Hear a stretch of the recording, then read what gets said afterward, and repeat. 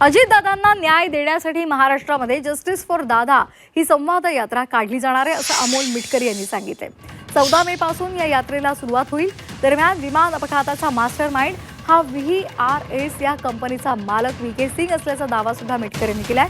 त्याचबरोबर VSR मालकाचे खरातचे संबंध असल्याचं सुद्धा त्यांनी म्हटलंय। या संदर्भात खरातसोबत VSR कंपनीच्या मालकाचा फोटो समोर आल्याचं सुद्धा त्यांनी सांगितलंय।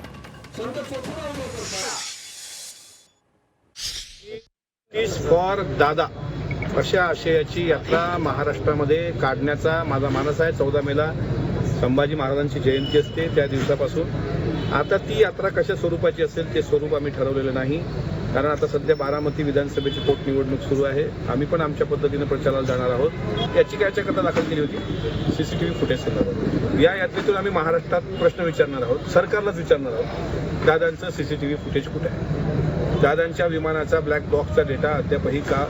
मुरलीधर मोहोळांनी सांगितल्यानंतर सुद्धा 15 दिवसाचा अल्टिमेटम दिल्यावरही 2.5 महिने होते, तरी तो पुढे का आला नाही।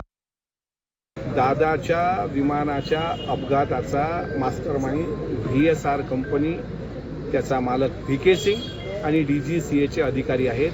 त्यांच्यावर सदोष मनुष्यवधाचे गुन्हे दाखल झाल्याशिवाय माझ्यासारखा कार्यकर्ता शांत बसणार नाही। अद्यापही VSR कंपनीच्या मालकाला ना अटक झाली ना नोटीस गेली।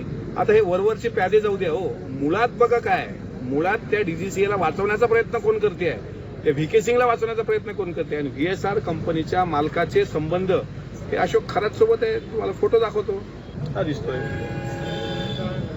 या कंपनीच्या मालकाशी याचं धार्मिक संबंध असतील, आर्थिक संबंध असतील। 25 कोटीचं ट्रान्झॅक्शन 32 सेकंदामध्ये, म्हणजे काय चाललंय। त्याच्यामुळे हे सगळं जे आहे वस्तुस्थिती हे समोर आली पाहिजे।